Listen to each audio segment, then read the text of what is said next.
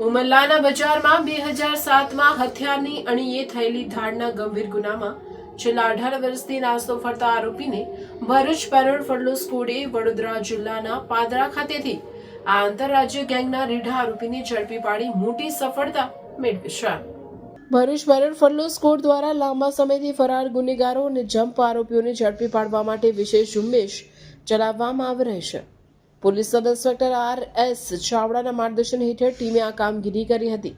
ઝડપાયેલા આરોપીનું નામ ખુન્ના બાબુ બિલવાલ છે. તેઓ મૂળ મધ્યપ્રદેશના ઝાબુઆ જિલ્લાના કાટિયા તળાવ નાનું ફળિયુનો રહેવાસી છે અને હાલ વડોદરાના પાદરા તાલુકાના ડભાસા ગામની સીમમાં રહેતો હતો. તેને વધુ કાર્યવાહી માટે ઉમરલા પોલીસ સ્ટેશનને સોંપવામાં આવ્યો છે. પોલીસ રેકોર્ડ મુજબ આરોપીનો ગુનાહિત ઇતિહાસ ગંભીર છે. તે વલસાડના પારડી, પંચમહાલના ગોધરા, રેલવે પોલીસ મહારાષ્ટ્રના પુણેના તલેગાંવ ડભાડે પોલીસ સ્ટેશન સહિત મધ્યપ્રદેશના રતલામ અને મનાસા તેમજ નવસારી જિલ્લામાં લૂંટ અને ગંભીર હિંસક ગુનાઓમાં સંડોવાયેલું હોવાનું બહાર આવ્યું છે.